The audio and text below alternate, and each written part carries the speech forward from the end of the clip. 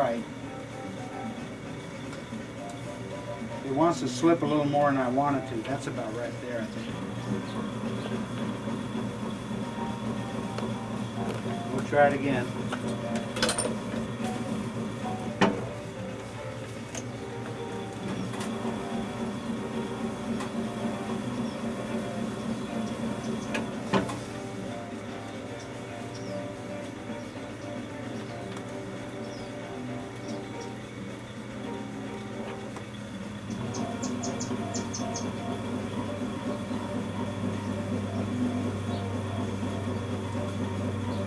Now I'm going to look on the inside and I'm going to take another reading down inside where I opened this.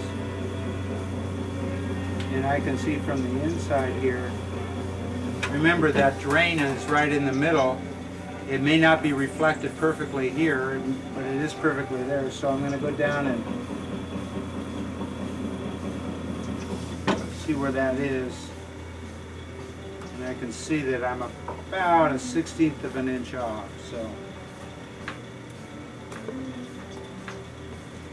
that should be it right there.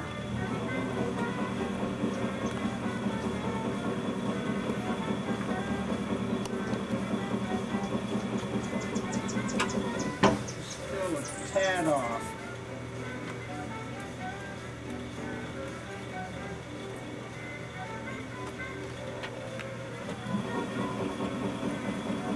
I'm liking that. So now I'm just going to cut this irregularity out.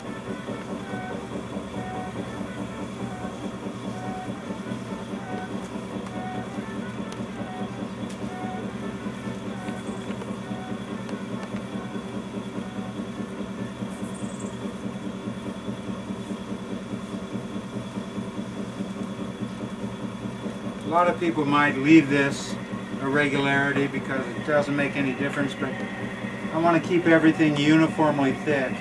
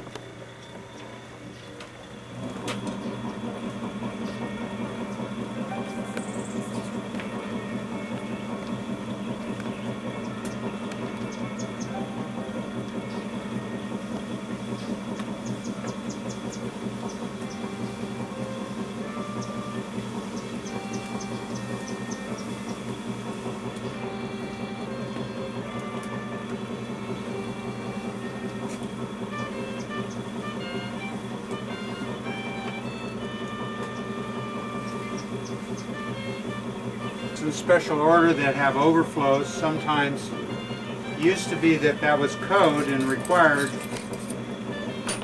and some people still like that. It's not a requirement anymore, but if you want a special order one, we'll do it.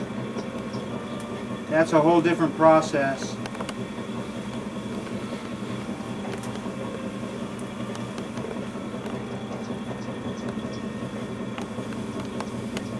Won't get into today. It's a little more interesting. So now I basically have this overflow centered and in line with the bottom. Clean that out a little bit.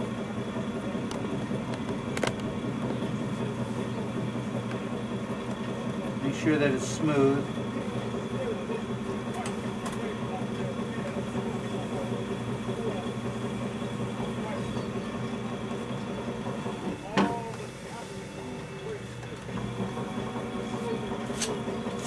This stick's got a little curl on the end of it. I use that right at the edge of that inside opening and open it up just a little bit more. Again, I have that about 1.5 inch wide opening, which you will take any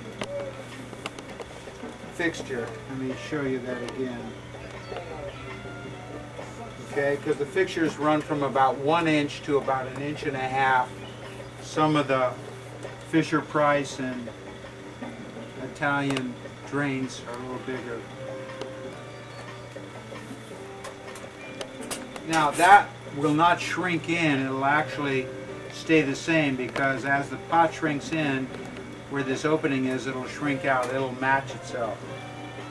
So when you put the drain in, you have to seat it against something. So what I generally do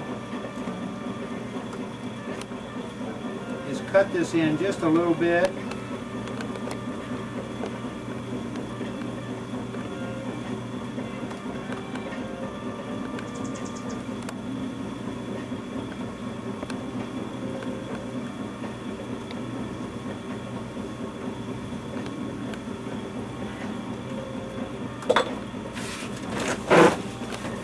Out.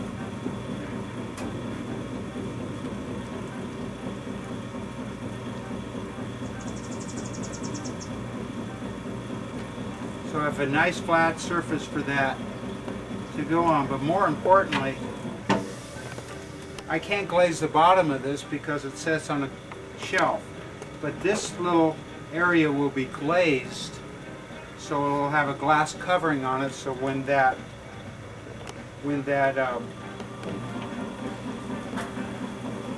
rubber washer goes on there, it'll make a perfect seat. And you won't have a leak there. How we learned all this is that my friend and I, Bob, when we started making sinks, we started asking people what was wrong with them. Asking the plumbers, asking the people who had them. And so over 25 years we figured out pretty much what's needed.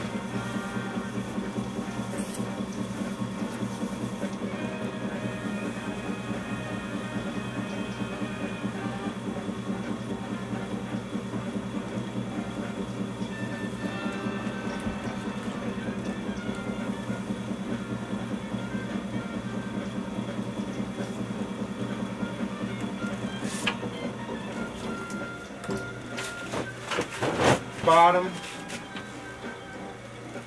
we've slipped it on the inside, we've cleaned it up, we put a little recess there for the washer. We'll slip that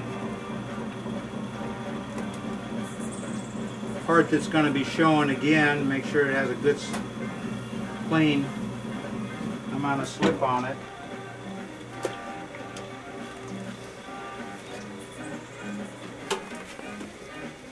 Then pencils are good, right in.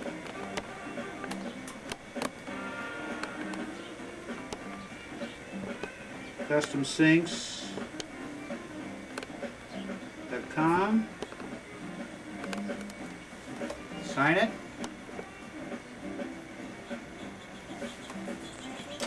That's it. Thank you.